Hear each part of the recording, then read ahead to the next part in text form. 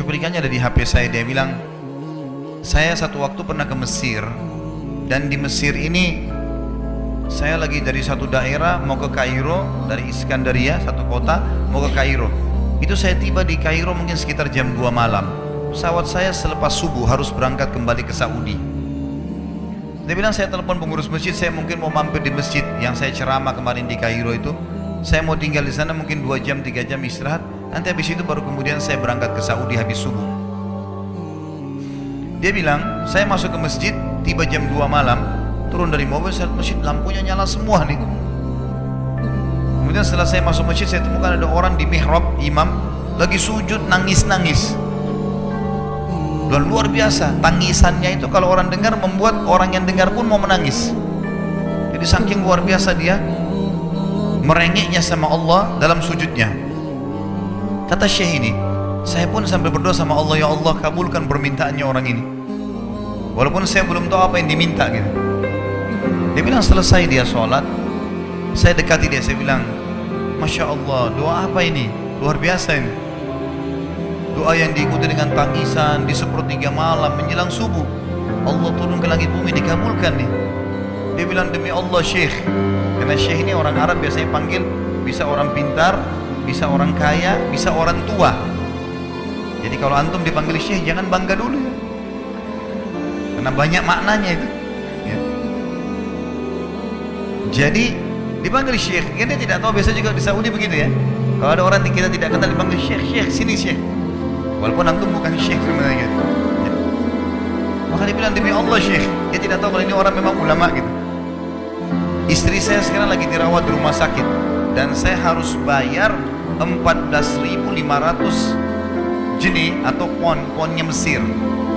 Saya harus bayar rumah sakit, kalau enggak istri saya enggak bisa dioperasi. Ini sudah parah sekali, kata Syekhnya. Jadi gara-gara itu kau sujud sama Allah. Dia bilang, iya, lanjutkan nangis sama Allah. Allah tidak akan menyanyiakan orang yang ikhlas minta padanya. Lanjutkan, nikmati sujudmu, pasti Allah akan berikan jalan keluar. Dia bilang, iya baik. Orang itu dia bilang kembali lagi ke mihrab, nangis lagi, sholat sujud sama Allah, ya Allah. Dan dalam doanya begitu, ya Allah istri saya mau dibayar besok rumah sakitnya, jumlahnya sekian, saya tidak pegang uang 1 jenih pun. Ini 14.500 jenih, banyak sekali. Maka dia bilang, orang ini bilang, baiklah kalau begitu. Syekhnya ini bilang, saya mau tidur dulu, saya istirahat 1 jam, menjelang azan subuh dia bilang, ada marbot masjid datang bangunin saya. Sudah azan, saya sholat qobliyah, sholat sunatul fajr. Waktu iqamah, pengurus masjid tahu kalau dia ini ulama, dipanggil, dia bilang, Syekh tolong jadi imam. Dia bilang, saya capek, baru istirahat 1 jam 2 jam malam, biarlah imam. Dia bilang, tidak apa-apa, ayat-ayat pendek aja, baca surah-surah pendek aja. Kata Syekh, baiklah. Dia bilang, saya baca surah-surah pendek. Rupanya mikrofon masjid karena keluar di luar, ada satu pengusaha Mesir, apartemennya itu dekat masjid, dan dia suka ikuti ceramahnya Syekh ini di YouTube. Dia bilang, turun dari apartemennya, ikut sholat berjamaah di masjid, karena dia kenal suaranya orang ini gitu. Begitu selesai sholat, dia bilang, saya lagi zikir, datang orang itu. Dia bilang, Syekh, ahlan wa sahlan di Mesir, saya salah satu penggemar Anda di YouTube, dan saya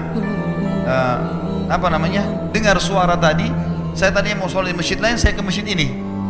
Dia bilang, Syekh, saya mau minta tolong satu hal. Kata Syekhnya, kenapa? Dia bilang, saya sudah ngitung zakat uang perusahaan saya harus alokasikan 14.500 jenih. Kata Syekhnya. Orang itu bilang, saya mau alokasikan zakat saya 14.500 jenih. Kata Syekhnya, saya nangis, dengar itu. Nangis, saya terisak-isak. Kata orang itu, kenapa Anda nangis? Syekh bilang, saya nggak bisa jelasin. Dia bilang, saya nangis terus. Kemudian saya lihat ke kiri kanan di sof, mana orang yang tadi malam sholat tahajud? Rupanya ada di ujung. Dipanggil sama Syekh, fulan kesini, datang. Dia bilang, ceritakan masalah kamu apa? Dia bilang, Syekh, saya punya masalah, istri saya dioperasi, harus bayar 14.500 jenih hari ini, kalau tidak nggak operasi. Kata Syekhnya, tiba-tiba si pengusaha ini nangis-nangis. Orang ini juga heran, kenapa kalian berdua menangis? Dia masih bingung kenapa gitu. Kata Syekhnya, biarin orang ini yang jelaskan. Yang punya usaha bilang apa? Demi Allah Syekh, saya sudah 1 minggu taruh uang ini di lemari saya, sudah 1 minggu. Setiap hari istri saya bilang, turunkan, lakukan haknya Allah, zakat itu keluarkan. Dia bilang, saya ingin dapat satu orang yang saya kasih langsung daripada saya bagi-bagi. Saya mau satu orang saya kasih, selesaikan masalah dia, dan Allah selamatkan saya di akhirat. Orang ini jadi nangis. Orang yang punya minta butuh nangis.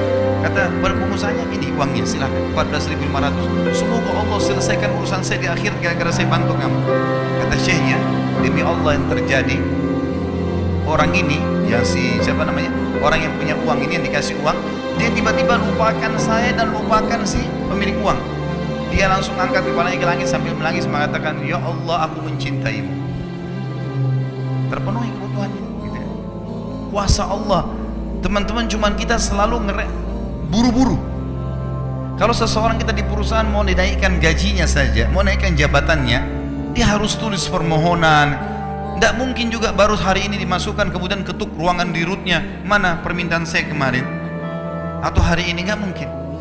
Seminggu dia sabar, 2 minggu dia sabar dengan berharap datang panggilan. Kenapa dengan Allah Subhanahu Wa Taala kita tidak begitu, teman-teman? Banyak orang buru-buru dan kebanyakan orang mau menggantungkan permintaannya kepada Allah hanya pada hal-hal yang kecil, hal yang besar tidak, atau sebaliknya, hal yang besar, hal yang kecil tidak. Kenapa tidak pernah minta sama Allah dikasih motor, dikasih mobil, dikasih rumah? Kenapa hanya minta kalau penyakitnya dihilangkan baru kembali kepada Allah? Itu pun seringkali kita jadikan Allah nomor 30, teman-teman sekalian. Ke dokter ini, ke dokter itu, resep ini, resep. Nanti kalau sudah mentok gak bisa sembuh baru sholat tahajud. Hah? Salah. Islam mengajarkan kita apa? Sebelum makan berdoa, sebelum tidur berdoa, sebelum aktivitas berdoa, sebelum ke dokter doa dulu supaya Allah jadikan kesembuhan. Karena dokter resepnya cuma semoga lekas sembuh, tidak ada pasti sembuh.